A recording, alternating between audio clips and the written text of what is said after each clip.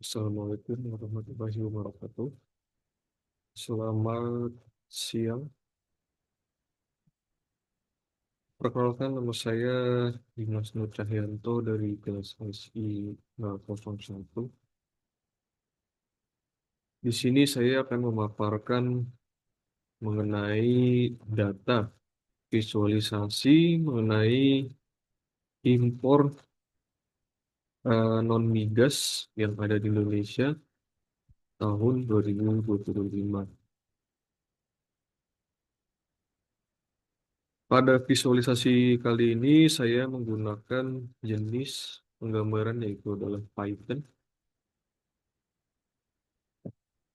Oke.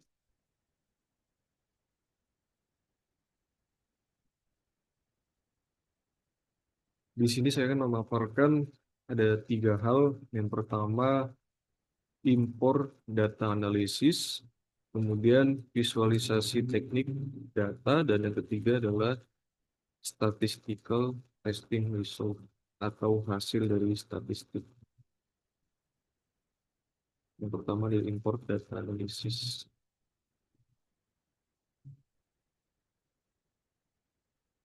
Peran dari ekonomi non-migas yang pertama adalah pentingnya ekonomi di mana non-migas ini memainkan peran yang cukup penting ya dalam perekonomian Indonesia karena dipengaruhi oleh beberapa kondisi global. Kemudian policy foundation di mana ini menyediakan dasar bagi kebijakan ekonomi dan mendukung pengambilan keputusan bisnis untuk perencanaan impor. Kemudian maksud dari analisis ini adalah untuk memahami tren, pola distribusi, dan juga untuk membuat prediksi mengenai pendekatan statistik.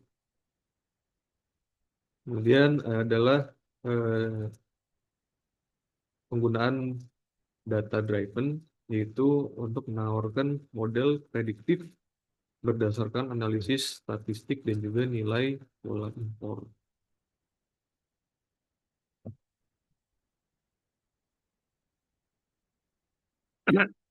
Pada statistical trace dan distribution, ini adalah eh, menggambarkan mengenai rata-rata dari non-migas yang ada di Indonesia, yaitu sebesar 898.371,71 dolar per bulan dengan deviasi standar yang cukup tinggi, di mana ini menunjukkan variasi signifikan antar negara. Kemudian adalah data distribution, di mana pola histogram atau simetris dengan data-data skala rasio yang menunjukkan nilai impor yang berfluktuasi. Kemudian adalah country dominance atau dominan dari beberapa negara, di mana Cina memimpin dengan 45%, diikuti dengan negara Association of South Asian Nations dengan 17% yang menunjukkan kontribusi impor Asia yang cukup signifikan pada non-migas yang ada di Indonesia. Kemudian normal distribution fit, di mana pada uji KS eh, berfungsi untuk mengkonfirmasi distribusi normal dengan nilai P lebih dari 0,05, di mana ini adalah menolak model Poisson dan juga eksponensial.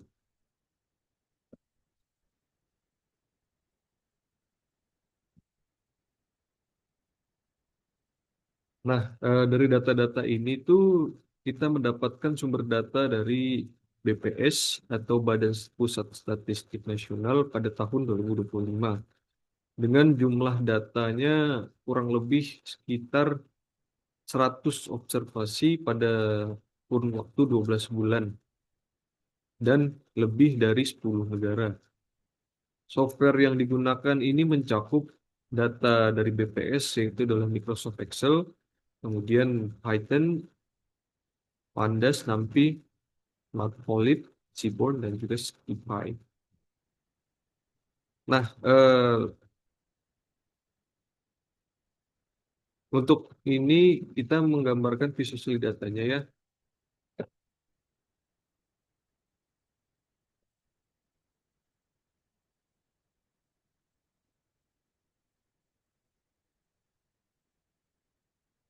Nah, ini adalah data Excel yang saya download dari Badan Pusat Statistik Nasional pada tahun 2025 mengenai tren non-migas yang ada di Indonesia. Nah, kita bisa lihat di sini adalah Tiongkok, dia dengan persentase yang cukup besar, yaitu sekitar 4 miliar 146,6 US dollar. Dan ikuti negara-negara ASEAN di sini. Nah, ini adalah statistical trends and distribution mengenai MEAN-nya. Yang saya bilang tadi, di sini adalah 898.377,77 US dollar. Ini dipegang oleh negara Tiongkok dan diikuti oleh negara-negara ASEAN.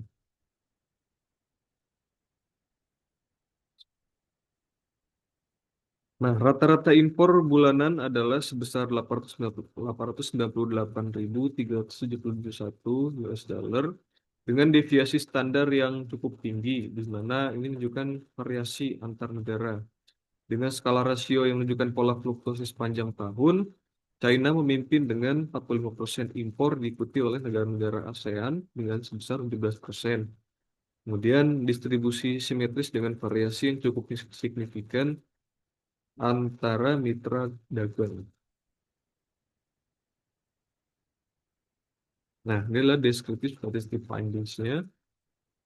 Ya, di sini ada negara-negara ASEAN meliputi Thailand, Singapura, dan juga Filipina. Nah, teknik visualisasi data. Histogram memperlihatkan pola simetris dengan nilai impor dengan metode Monte Carlo dengan non-migas bulanan sepanjang tahun 2025. Kemudian ada kita menyajikan diagram lingkaran yang menunjukkan kontribusi negara sementara seperti diagram kotak dan juga diagram lingkaran yang mengidentifikasikan outlier dalam data impor. Kemudian eh, Python visualization-nya kita menyajikan dashboard yang dibuat dengan Matplotlib dan juga Seaborn yang menampilkan tren dan juga pola impor yang komprehensif. Kemudian ada data simetri, kecenderungan distribusi mendukung model probabilitas di mana normal yang dikonfirmasi oleh uji statistik.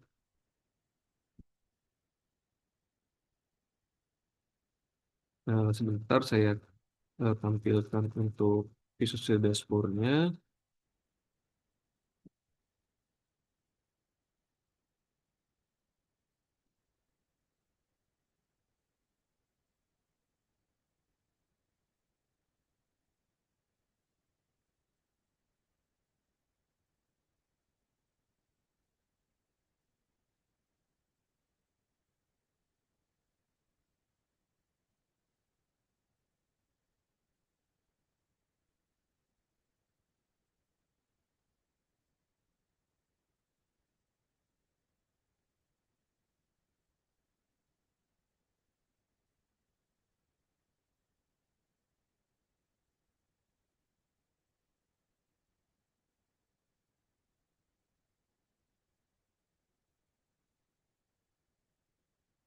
Nah, ini adalah dashboard dari login analisis nilai impor ya.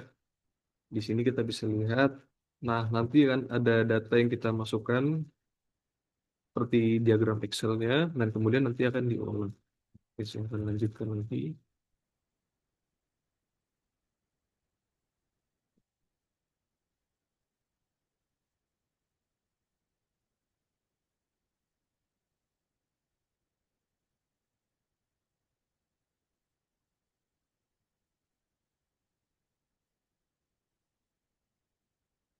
Nah, ini adalah histogram dari rata-rata dari bulanan, kemudian di sini adalah Monte Carlo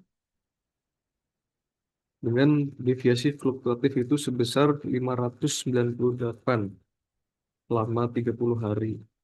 Itu terjadi pada bulan kedua sampai dengan bulan keempat.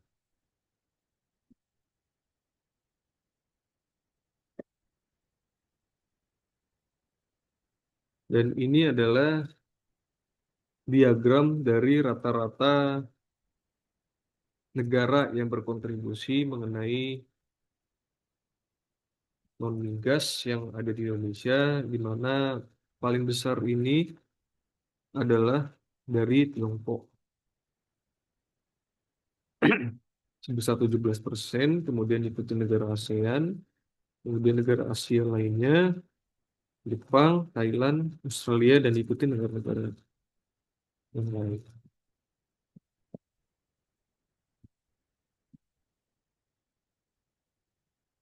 Nah, di mana China mewakili 45% dari total impor non-migas yang menunjukkan ketergantungan perdagangan yang cukup signifikan. Dan kemudian juga negara-negara ASEAN berkontribusi secara kolektif yang menyumbang 17% impor non-migas yang ada di Indonesia. Kemudian ada diagram lingkaran di mana ini jelas menunjukkan ini ya, distribusi impor proporsional dari seluruh negara mitra dagang yang ada di Indonesia. Kemudian negara lain juga memberikan kontribusi yang lebih kecil dibandingkan negara-negara lainnya terhadap nilai total impor yang ada di Indonesia. Nah, diagram kotak ini juga mengidentifikasikan nilai impor yang tidak biasa dari berbagai negara, yang menunjukkan adanya variasi yang cukup signifikan, di mana perbandingan visual ini mengungkapkan perbedaan antara mitra dagang utama dan juga importer kecil. Dan box plot ini juga mengkonfirmasi bahwa pola distribusi ini adalah sebuah distribusi yang normal dengan beberapa nilai ekstrim ya, yang mempengaruhi statistik secara keseluruhan. Kemudian dalam visualization toolsnya ini saya menggunakan Matplotlib dan juga Seaborn Python, di mana yang nantinya akan berguna untuk menganalisis statistik yang komprehensif. Python dashboard implementation-nya di sini saya menggunakan Matplotlib dan juga Seaborn yang biasa digunakan untuk membuat visualisasi data impor yang komprehensif. Kemudian ada visualisasi data meliputi histogram, diagram lingkaran, dan juga diagram kotak, di mana ini menunjukkan pola distribusi dan juga kontribusi antara tiap negara. Kemudian opsi penyaringan yang dinamis, yang dimana memungkinkan analisis terperinci dan juga tren impor bulanan di berbagai negara, dan juga dashboard ini menyoroti pola distribusi normal dan juga mengidentifikasi outlier yang signifikan dalam nilai impor. Nah, statistika nilai resultnya di sini data mengikuti distribusi normal dengan nilai P, uji, KS lebih dari 0,05. Dengan other distribution-nya, distribusi Poisson dan juga eksponensial ini tidak cocok karena untuk nilai impor. Dan juga chi-square application digunakan untuk menganalisis data discrete yang mendukung model normal sebagai representasi yang terbaik. Kemudian statistical signifikannya, hasil pengujian ini mengkonfirmasi distribusi normal sebagai model optimal yang juga berguna untuk nilai impor non-migas.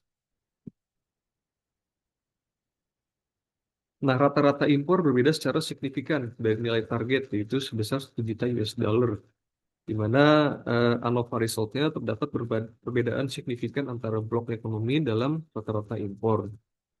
Dan nilai P di bawah 0,05 ini juga mengkonfirmasi ya berbagai variasi yang berarti dalam pola impor.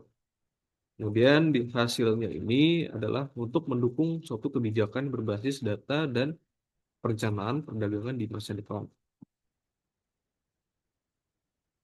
Dalam simulasi Monte Carlo ini, 10.000 literasi juga untuk perkiraan selama jangka waktu 30 hari, yang dimana menunjukkan distribusi stabil dengan fluktuasi yang moderat, di mana nilai impor yang stabil dan juga fluktuasi moderat membantu memprediksi rentang nilai impor yang akan terjadi di masa depan. Kemudian practical application-nya, di mana hasil ini juga dapat mendukung perencanaan kebijakan ekonomi dan juga menyediakan model perkiraan berdasarkan data. Statistical validity-nya, model distribusi normal ini konfirmasi juga bahwa keandalan hasil simulasi untuk mengambil sebuah keputusan. Nah, kesimpulannya di sini impor non migas ini didominasi oleh negara-negara Asia ya yang ada di Indonesia dengan distribusi normal dan juga tren proyeksi yang cukup stabil. di mana impor rata-rata signifikan ini melampaui 1 miliar US dollar dengan variasi yang moderat di seluruh blok ekonomi. Kemudian untuk meningkatkan kemampuan analisis data, evaluasi sistem akuntansi secara berkala dan juga manfaat dari analisis untuk perencanaan ekonomi Indonesia di masa depan. Dan proyeksi yang cukup stabil dengan fluktuasi yang moderat memberikan dasar bagi keputusan kebijakan ekonomi berdasarkan data. Nah, cukup sekian dari presentasi saya pada hari ini. Kurang lebihnya mohon maaf, saya tutup. Wabillahi taufiq wal hidayah. Wassalamualaikum warahmatullahi wabarakatuh. Selamat siang.